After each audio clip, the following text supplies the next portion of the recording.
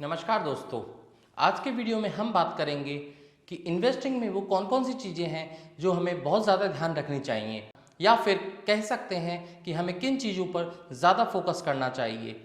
तो आज हम बात करेंगे top 7 golden rule of investing in stock market. हालांकि ये कोई एक फिक्स रूल नहीं है, लेकिन फिर भी हमें मिनिमम इन 7 चीज़ों को अवॉइड कर चलना चाहिए जब भी हम स्टॉक मार्केट में आते हैं, क्योंकि हम स्टॉक मार्केट में तभी पैसा बना सकते हैं जब हमारी रिसर्च अच्छी हो और हमें पूरा बिलीव हो कि ये स्टॉक चलेगा। क्योंकि स्टॉक किस बेसिस पे चलेगा ये ज़्यादा इंपॉर्टेंट होता है। क्या उसकी आपने रिसर्च करी है पहले? अगर आपने रिसर्च नहीं की है और आप किसी और से सुनकर स्टॉक मार्केट में लगाते हैं पैसा, तो वो आपके लिए काफ़ी लॉसफुल हो सकता है। आइए आज बात करते हैं top 7 golden rule of investing in stock market. Rule number 1, avoid the herd mentality. सबसे ज़्यादा हम यही करते हैं, सुनी सुनाई बातों पर ध्यान देते हैं। मीन्स किसी ने बोल दिया और हम स्टॉक ले लेते हैं, खुद की रिसर्च कभी नहीं करते हैं। ऐसे स्टॉक लेने से बेहतर है आप ETF ले लें या फिर म्यूचुअल फंड में इन्वेस्ट करें या फिर पर्सनल इन्वेस्टमेंट एडवाइज़र से एडवाइस लें, क्योंकि आपका पैसा बहुत इंपॉर्टेंट है। और सबसे इंपॉर्टेंट हो जाता है कैपिटल को प्रिजर्व करना। कैपिटल को अगर आप प्रिजर्व कर चलते हैं तो आप स्टॉक मार्केट में ज़्यादा पैसा लगा सकते हैं। Rule number 2, invest consistently. अगर आप मार्केट से वेल्थ बनाना चाहते हैं तो आपको कंसिस्टेंटली इन्वेस्ट करना पड़ेगा। इन्वेस्टमेंट ही नहीं, आपको धीरे धीरे इन्वेस्टमेंट अमाउंट को भी इंक्रीज करना पड़ेगा, तभी आप एक अच्छी वेल्थ क्रिएट कर पाएंगे।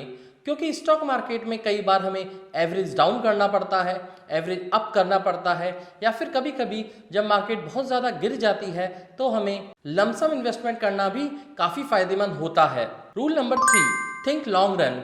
आपको हमेशा लॉन्ग रन का ही सोचना चाहिए। Most of the stock at least 2 से 3 ईयर के टाइम फ्रेम में रिटर्न देना स्टार्ट करते हैं और उन्हें मल्टीबैगर बनने में और भी ज़्यादा टाइम लग सकता है। एक रात में कोई भी स्टॉक आपको अमीर नहीं बना सकता। ये एक जर्नी है, ना कि एक speculation. Rule number 4, do not get emotional. ज़्यादातर इन्वेस्टर मार्केट में पैसा अपनी इनएबिलिटी की वजह से लूज करते हैं। वो अपने इमोशंस को कंट्रोल नहीं कर पाते हैं, फियर और ग्रीड के कारण अपने वैल्यूएबल स्टॉक को सेल कर देते हैं। ना ही हमें किसी स्टॉक से लगाव रखना चाहिए और ना ही हमें किसी स्टॉक से कोई प्रॉब्लम होनी चाहिए। हमारा मेन मोटिव है पैसा बनाना और हमें सिर्फ यही सोचकर मार्केट में आना चाहिए, क्योंकि हम एक अच्छा बिजनेस खरीद रहे हैं। ऐसी मेंटलिटी जब आपकी डेवलप होती है या फिर आपका थॉट प्रोसेस इस प्रकार से होता है, तभी आप स्टॉक मार्केट में पैसा कमा पाते हैं। Rule number 5, diversification. यदि आपका पोर्टफोलियो 10 से 15 स्टॉक अलग अलग सेक्टर्स में होल्ड करता है तो काफ़ी चांसेस रिड्यूस हो जाते हैं कोई एक स्टॉक आपके पोर्टफोलियो में लॉस लेकर आए, मींस आपके पोर्टफोलियो को रेड बनाए। Rule number 6, never borrow to invest. Investment करने के लिए कभी भी हमें पैसा बोरो नहीं करना चाहिए। आपने पैसा लिया और मार्केट में लगाया, मार्केट गिर गया और जिससे आपने पैसा लिया वो आपसे पैसा मांगने आ जाता है, तब आप क्या करेंगे? फिर से लोन लेंगे और फिर से आप कर्ज के ऊपर कर्ज लेंगे और मार्केट में जो आपका पैसा लगा हुआ है वो भी आपको उस वक्त नहीं मिलेगा, क्योंकि मार्केट को प्रेडिक्ट करना या फिर मार्केट को टाइम करना किसी के भी बस की बात नहीं है और करना भी नहीं चाहिए। ये सबसे इंपॉर्टेंट रूल है कि नेवर बोरो टू इन्वेस्ट, और कभी भी मार्केट को टाइम नहीं करना चाहिए। Rule number 7, keep an I on fees and taxes. हमें हमेशा स्टॉक की अच्छे से रिसर्च करनी चाहिए, जिससे कि हमें बार बार सेल या बाय ना करना पड़े। एक बार आपने रिसर्च कर ली तो उसमें पैसा इन्वेस्ट कर देना चाहिए।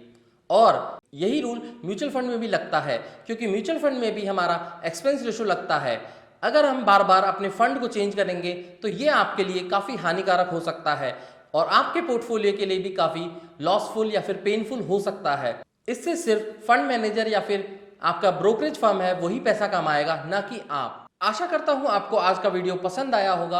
अगर आपको आज का वीडियो पसंद आया है तो प्लीज़ मेरे इस यूट्यूब चैनल को सब्सक्राइब कीजिए, मेरे वीडियोस को लाइक कीजिए, शेयर कीजिए, और अगर आप पे कोई सुझाव है कि मैं किस चीज़ पर वीडियो लाऊं तो कमेंट बॉक्स में कमेंट करके बताएं। मैं डिटेल में पर्सनल फाइनेंस से रिलेटेड उस चीज़ पर वीडियो ला दूंगा। आज के लिए इतना ही।